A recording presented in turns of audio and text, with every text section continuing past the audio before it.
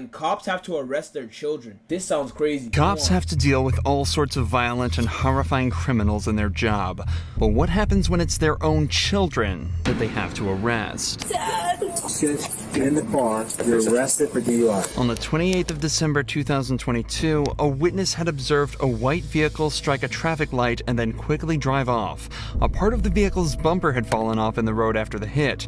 Around 15 minutes after the call, police located the suspect's vehicle at a gas station across the road. But the driver was the last person they expected. Come back from Applebee's? Yeah, I had a drink. Okay. How old are you? 21. My dad is, Listen, your bumper's in the road over there. Did you just hit that pole? No, I promise I did not. No? The very thing 21-year-old Teresa says is that her dad is an officer with the local PD, possibly hoping that he'd come and get her out of the situation. But the cops at the scene are sure that things are way past that. You left Applebee's. Yeah, I left Applebee's. You cut through the plaza. You came out by Lowe's and Chick-fil-A. Yeah. Did you hit the traffic pole that's right No, there? I did not hit the traffic pole. This part was hanging off already. I hit a deer in Pennsylvania because I go to school in... Do you smoke marijuana recreationally? No, I do not smoke marijuana universally. Universally, smoking marijuana isn't the only part of her story that doesn't make any sense. She's saying that her bumper was already hanging off from an accident in Pennsylvania around 25 miles away, and it just happened to fall off right as another car identical to hers struck a traffic light. But Teresa has a trick up her sleeve that might just get her out of this. At least, that's what she hopes. Oh. I hit a Pennsylvania deer. You see this? I hit a deer before Oh, perfect fit, bitch. You see this? Look I at this. hit a Boom. Perfect fit. deer before Y'all bitch. my dad. This piece fell off at the traffic light that you hit, that you knocked over. 6-7. Do you have another unit out with you? Oh my God, he's the sheriff's All officer. right. Hang out. Over the course of just a few minutes, Teresa brings up her dad over 5 times, obviously praying that he'll be able to find a way for her to get out of this. But before he can come to rescue her, the cops are starting to zero in on what really happened and begin to get at least some of the truth from Teresa. Did you drive away because you're scared because you maybe had one drink and you think you're drunk? Yeah. And you might get arrested, but you don't seem like you're drunk? Yes. So you want to just tell the truth? Yes, I'm telling you the So when after Applebee's, did you hit a traffic pole? You can't miss it. It lights up. It's red, green, and yellow. I hit a curb. You hit a traffic signal. No, I hit a curb. Yeah, you went up the curb, you hit the traffic signal fell down, and you I left. was texting. If you just Okay. call my dad, he would tell you. Well, It's the here's sheriff's office, the thing. I promise Your dad, the you. sheriff's officer, wasn't driving your vehicle today. In just this one short conversation, Teresa admits that she did hit something, that she's more intoxicated than they realized, and that she was texting while driving. 3 driving faults that can each come with their own punishment. So now that the truth has come out, the detectives decide to speak with her father, John. But it turns out he's not there to help her. Hey, John, how are you? So your daughter hit a traffic wall. Okay. Where's the damage on the car? Okay, the damage on that on the car there, I think it was like the front right bumper. John explains that Teresa did hit a deer earlier and that the damage was on the front right bumper, but it was nowhere near as serious as the damage the car was currently sustaining. Can I come out? Are you guys out there? That's up to you. I'll see if she wants you to come out, if she wants, you to drive her home. Yeah, I appreciate it. Let me come out there and I'll see you guys in a couple minutes. Thank you. Okay, all right, sounds good. It looks like Teresa isn't going to be getting the salvation she was hoping for from her dad, and just 5 minutes later, he arrives at the scene to talk with the cops. What's up? So, what she's saying, and where the damage was and everything, doesn't really make too much sense. So, tried to get some more information out of her, but and then that piece of bumper there. So, for the other one, was it just the bumper wasn't hanging like that? Yeah, no, so what it was is basically this was intact. Okay. This piece was missing. The scratches here, Those were all. that's all from the deer that she Who's your officers? So right now, this is going to be my call. Okay. Supervisor coming out. Okay, gotcha. He's going to be providing all the details. Okay, who's your supervisor? Sergeant John Ball. Not that I'm on, dude. I'm just asking. The cops who were first at the scene almost seem as though they're expecting John to try and make excuses for his daughter, and get extra nervous when he asks who their supervisor is. The officers quickly realize all he's trying to do is gather all the information on the incident so he can make a fair assessment himself.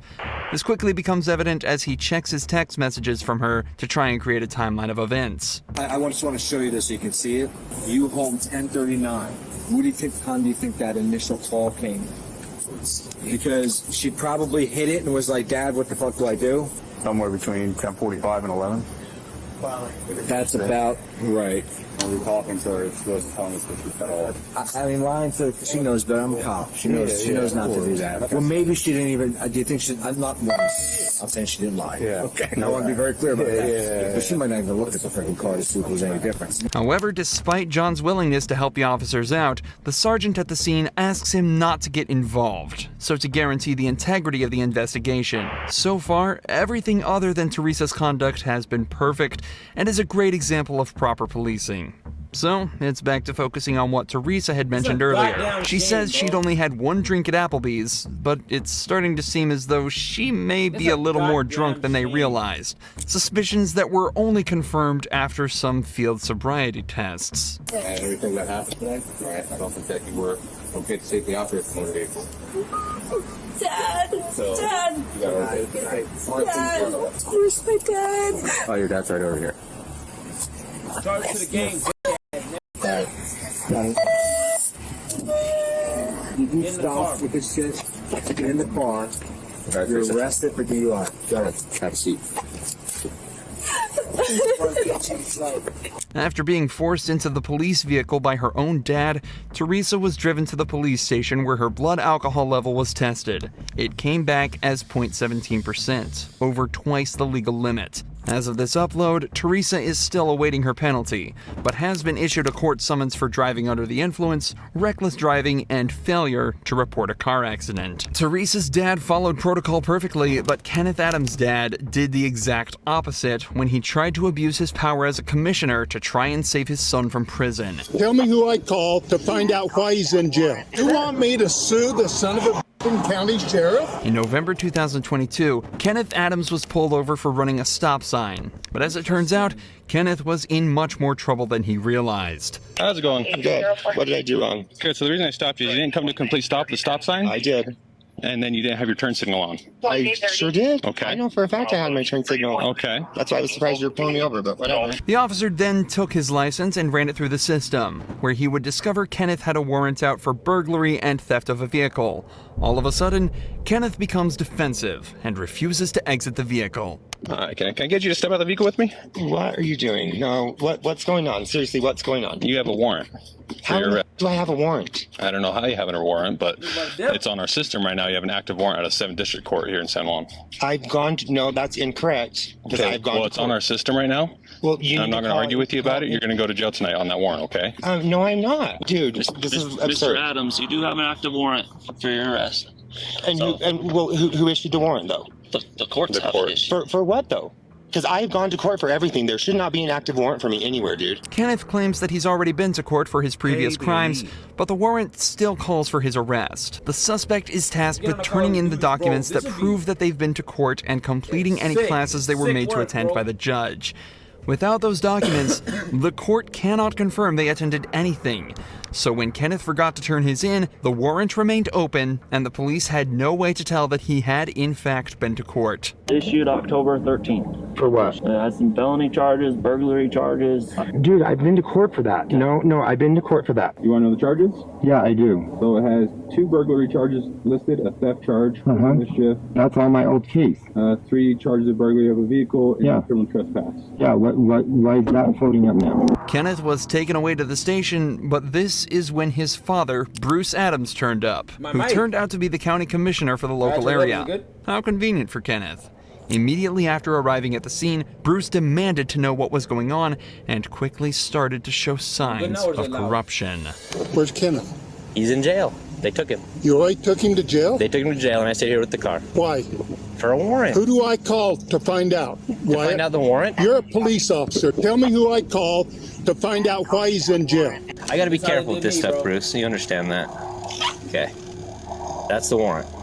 Okay, so it says warrant status active, offense burglary, burglary, theft, criminal mischief, burglary of a vehicle, burglary of a vehicle, burglary He's of a vehicle. already been to court over that. It's, you saw the warrant right there. I showed you the warrant. He's been charged with that, and he has a plea in abeyance on all of it. What do you want me to do? I want you to turn him loose. I can't turn him loose, Bruce. Who can? Nobody can. He's been arrested for a warrant. The courts can. And the warrant's false. Huh? The warrant's not false. You want me to sue the son of a county sheriff because he arrested my kid on a false warrant? The warrant's right there. Bruce is obviously trying to abuse his position and influence the commissioner to try and save his son from the law. But luckily, this officer stands his ground and refuses to cave in. Eventually, though, Kenneth was released from jail, the warrant was withdrawn, and no further action was taken against Bruce. But the officers that arrested this law student weren't as lucky. There's nothing in that vehicle, I promise you. I didn't do anything. Marion Humphrey Jr., son of retired county judge Marion Humphrey Sr., was pulled over. An officer allegedly witnessed him driving dangerously. Footage shows him swerving slightly after missing his exit. Marion is lit up by the officer and pulled over. He's then told the officer witnessed him nearly wreck his car and is suspected of dangerous driving. When did you rent the car? Yesterday. You gotta take it, turn it back in a Fayetteville? I don't. Pick it up in Fayetteville? I'm sorry, sir. What's it? I'm trying to figure out that you have probable cause. Yeah, because you're super nervous, so I'm trying to figure out why you're so nervous. Being a law student, Marion asks if the officer has probable cause for pulling him over. The officer struggles to give a good answer before claiming Marion seems super nervous. First of all, being nervous isn't a crime, and isn't evidence towards a crime either. And secondly, Marion actually carries himself incredibly well in this situation. He complies with the officer's requests, asks why he's being pulled over, and why he's being held. He even calls his dad to listen in on the entire arrest, something the officer clearly didn't like, as he then asks to search Marion's U-Haul. If I bring a dog, is it gonna hurt anything? Yeah, no, it's not gonna hurt anything. I promise you. We just don't want to get shot. Yeah, that's all, and I'm sorry about that. It happens. I know it happens. Honestly, I don't want you to bring a dog because I don't think that's fair to me as a citizen, as someone who, if the only thing I did was kind of, like, I did not almost wreck my car. If you don't want to bring a dog, just let me look in here real quick and I'll get you down the road.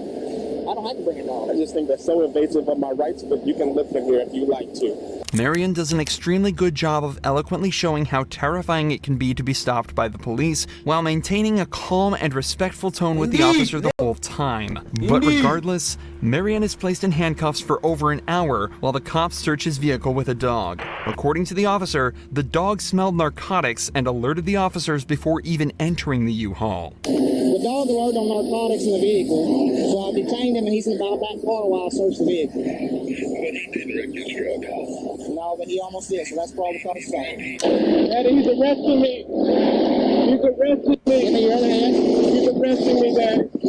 There's nothing in that vehicle. I promise you. Okay, come here. I didn't do anything. Predictably, the cops find nothing in the vehicle. Marion has since opened up a lawsuit against the officers, claiming they violated his 4th and 14th Amendment rights. As of this video's upload, the case is still ongoing. You about to eat, nigga. Time out. About to eat good, my boy. That's what I'm talking about, man.